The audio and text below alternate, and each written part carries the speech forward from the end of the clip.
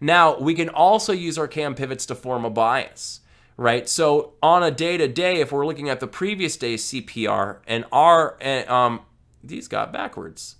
If we're looking at today's CPR, which should be the second one, and the previous CPR, which should be the first one, so sorry, flip it and reverse it, that if the CPR is higher, right, than the previous day, this is actually a bullish or pivot relationship, right? And because our pivots are using the highs and the lows of the previous day, and then they're combining that with previous day's close, where the stock closed the previous day will alter where our pivots shift to and where our value areas were found.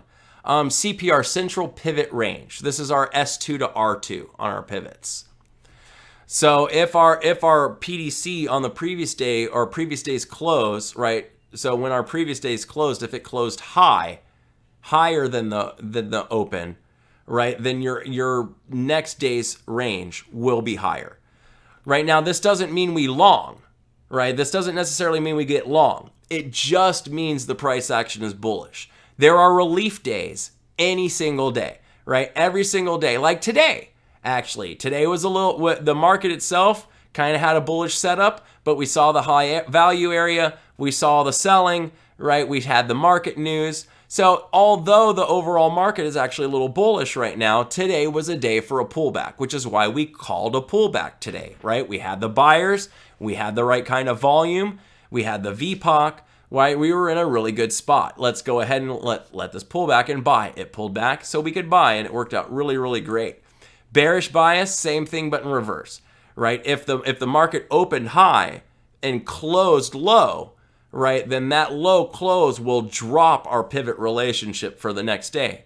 Again, this doesn't mean we just get our crazy short on. We're still only shorting from R3 and R4 or S4 breakdown, right? So if the stock is opening in S3, you may play a fade, right, or a squeeze back up to R3 or R4 on that particular day, because even on the most bearish of cycles, you got to have a little relief rally. Right, so this is why the cams and their relationship are so helpful, because they actually do that. When you go to the website where the pivot website is, you actually will see this chart on there as well. And this is just shows all of my varied all of my varied plays that I have and where they need to open and pretty much how I play them. Right, and then you also have here the relationship bias. This I need to change. This is supposed to be S2 to R2, but everything else is there. You can download that if you'd like. So if you're forming a bias and what you find is that you had an indecisive day, right? So basically your open and your close ended up being in very similar places. Then your CPR for today will actually be kind of neutral. Right, so it'll either overlap or be in line with the previous day's CPR. This means you don't have a bias in your ticker that day. I often stay away from tickers that are in this formation because they are significantly more likely to chop. But if you're lacking good alternatives and you're aware of that scenario, as long as you play the edges, you can certainly get some stuff going on. So the next thing we got to do is we got to confirm our bias.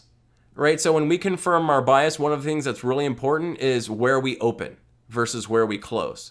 Right, so if the prior session closed above its central pivot range, and today the price is opening above the pivots, so above R4, right, then this is an incredibly bullish move, right, or an incredibly bullish look. Right, we're looking for a breakout.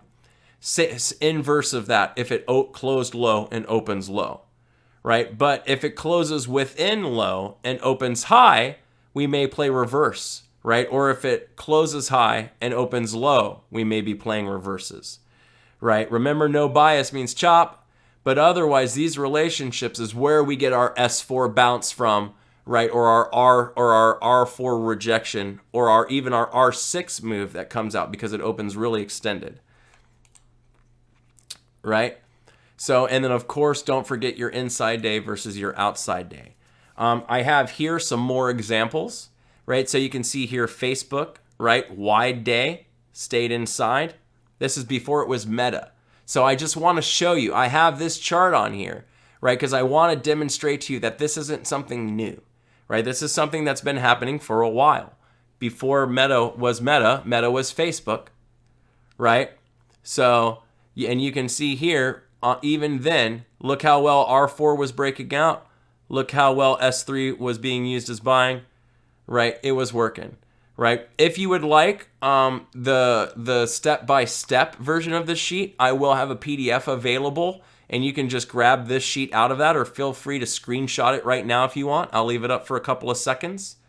So you can see here, if you want to use this kind of gives you all of those things broken down.